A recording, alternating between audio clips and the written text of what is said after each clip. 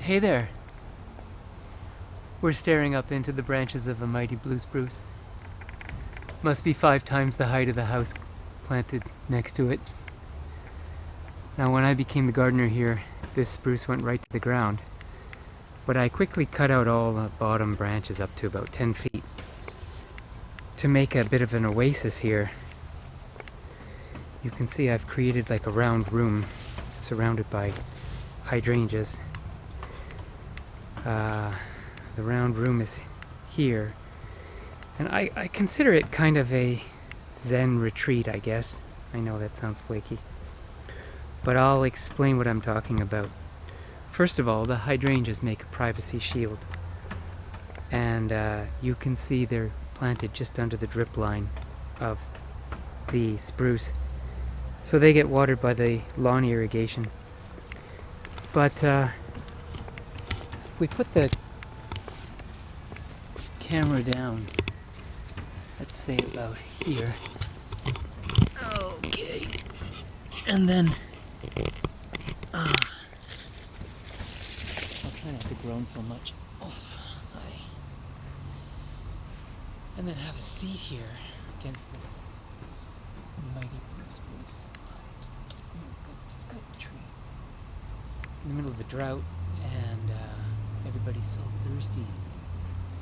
But this spot is well protected, still a little bit of moisture in here. We even have a boulder, which we can contemplate, I guess. Is that the Zen thing to do? Contemplate a boulder. Yeah, well, anyway. I haven't seen you in quite a while. I haven't posted anything.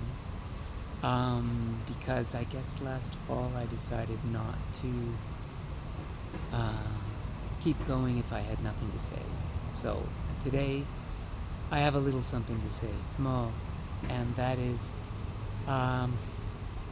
during these crazy times, these pandemic times, when maybe you're forced to isolate, or maybe you're just feeling antisocial, find a place like this. Find a place, preferably outside, that you can commune with nature and go there for relative peace and privacy.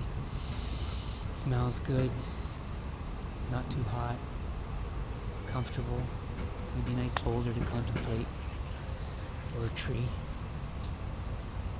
And find your Zen sweet spot. It's important. Take a minute between tasks. I'm sure there's plenty.